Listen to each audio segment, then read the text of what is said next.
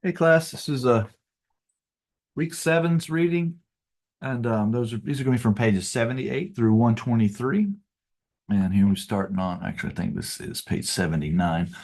Um, we're getting into digital publishing because that's what your second project is about. So this is information is crucial that you read through this. It's really going to help you out whenever you start designing for your menus for your digital applications. So digital publishing, we're talking about format, interactivity, the reading process, get us intro here, and then it breaks down into things like linear reading, which as it may sound like is basically the direction you're reading, our standard type reading from left to right, and we're also now starting to consider the different devices we're reading on, digital devices from our phone to e-readers and iPads, those kind of things and whatever the future may hold for us, who knows? Um, some examples here, different e-reading apps that we're all familiar with. I use Kindle personally, but they're all somewhat different too. Selective reading. So now we're talking about reading with more of a choice. Instead we not necessarily have to lead from left to right. We have places where we can, maybe we want to read over on the side over here, and there's main story here. So now we have the options for selective reading. You may not be familiar with it, but you've experienced it. So make sure you check this out. Just some more examples here.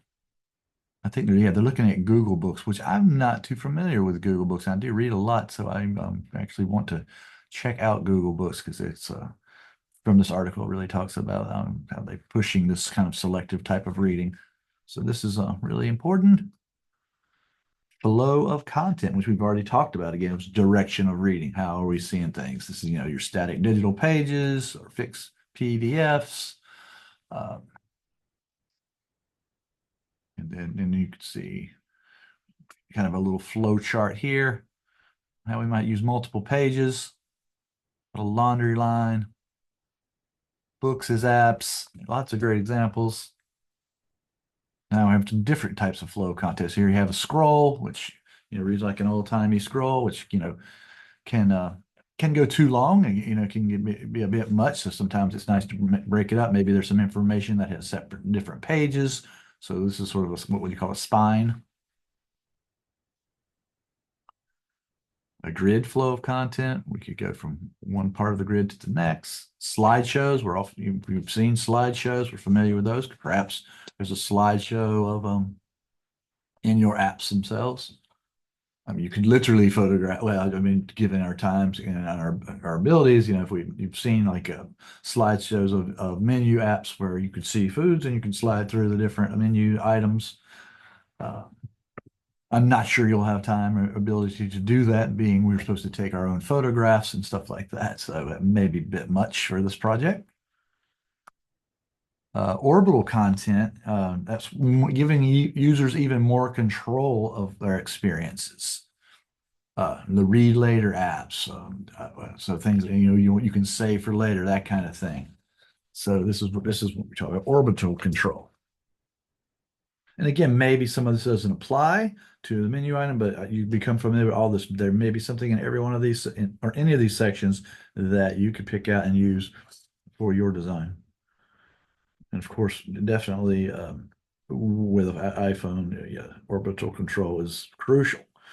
Works at Work talks about basically a layout that remains the same, but content changes. I think of blogs, things like that, where the content's constantly change, but it's a familiar layout. So that's Works at Work. Again, I'm just going to kind of skim through this stuff for you guys. And here's some good examples. Write about it. Design. This is a. I like think this is kind of like a modern word processor, so it takes away all your distractions. It's just about writing. There's nothing else there, so it makes you focus on writing. Um, there's not a lot of little pop-ups and things on the bottom and buzz and bells and whistles. It's just so that's what that is. Kind of interesting. Again, maybe it's not something that you're going to need for this, but it's good to know about. This is pretty cool. Definitely check this out. Some interesting stuff here.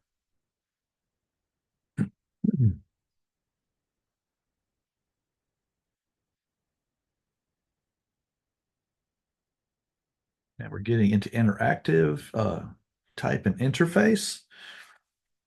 So this gets into the internal structure of a document or wireframing, if you will. Um, Basically, I can think of it as like digital sketching of sort of if you're thinking about doing thumbnails, that kind of thing, but more digital. Uh, now we go into our wireframes. Well, you may or may not be familiar with wireframes, but it's the behind the scenes, what's happening kind of thing. I think about using Adobe Illustrator and Command Y, which is I used to call it keyline view. It's actually called something else. Let's see. Uh, let's. Oh, come on. Sorry, guys. Here we go. So if you got little boxes and things like this, but you go command, you hit I'm not gonna go command wow, what's it called? Outline. I've been doing it for years, and it shows you what basically the wireframe, what's happening behind the scenes. And that's the same with your digital environment here. So wireframing for apps. Interaction elements, and again, you've seen them, you've used them. We're talking the different things that we use to explore and navigate our way through the digital world: cursors, hands, magnifying glasses, all these things that we use are we see spinning beach balls, etc. All these things, and how they're applied.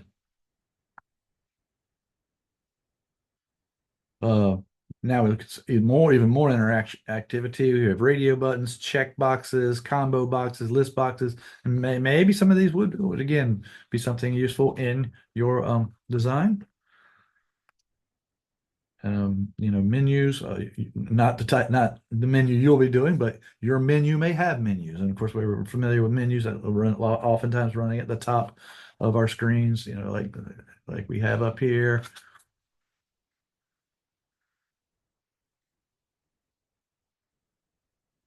What you want for your menus are clarity, sorry, and readability. I took a nose or two here to make sure I share it with you. And for readability, what's really important is you test it and test it with somebody besides yourself. So, let put other eyes on this. If you were a big company, we would use actual focus groups, but whoever you have, let them see, let them navigate through and see how it easy is. We're thinking about user interface and user experience. We want both of those to be good, and a good user interface creates good user experience. Uh, just definitely some different types of menus: persistent, drop down, sliders, tabs. You've definitely seen all of these. Type is navigation. So, type itself, when you click on something, that blue type right there is telling me I can click on it and something is going to happen. So use of type and that's definitely something that could be in your menus. Hide and reveal, when something grays out, that kind of thing. Expanding the vocabulary. So we're talking about touch screens, and that's what we're going to be designing for a mobile app. So, tap, double tap, dragging, all these things now that we're using our hands to navigate as opposed to the mouse or whatever you may use. Drop shadows and gradients, these are now we're getting into the beyond the wireframe. We're becoming above the wireframe now, and we're starting to get into the design. We're getting into typography, getting into color and things like that. I like this a lot because I do recall the days of the early Apple stuff, and everything did look like shiny little gummy bears or jelly beans. Sorry, and then eventually it got flattened out. And that was a whole design. That's not just Apple. That went across the board. Everything had this three dimensionality to it, especially in the early days of the internet when you could start to do it, then everybody did it, and then they were like, well, you know what? Let's go back to or not go back, but let's drop all that and do it like this. And it's just much cleaner and better and nicer looking, personally, I think. Who knows? 20 years, we may be back to jelly beans. Okay. just talk about different design things, lines, shadows, using grays, things like that. Lines, I did want to touch on a little bit. If you are going to use lines, make sure they're not tiny, tiny little thin lines. If it's barely recognizable, don't do it. Not everything needs a line. But doesn't need to be giant, huge either. Sometimes it does, but the little thin, tiny lines, personally, I don't like those. So make sure if you're going to use a line, it's there for a purpose. I mean, that's fine. Okay. Hide and reveal. Uh, let's see.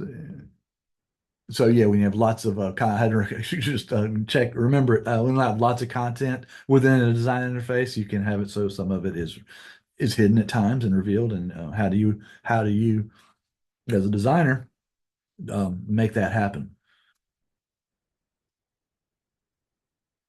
Yeah, some examples. And then we're getting into stuff now that probably is not going to apply to your project, but definitely continue through this typography and data display, designing digital data tables. A little dry this stuff, but still go through it, make through it. And then we get into travel interfaces, which is definitely there might be something here. This is not what you're doing, but it's still designing. Maybe one day you will. So here's a nice design for travel interfaces and just giving you some details of how they went about it. I think there's another one too, weather app, designed for weather. How would you handle that? So it's all a different kind of challenge, and so but yours will be a menu, and I think that is it. Okay, so make sure you do your reading, and I'll talk to you later. Bye.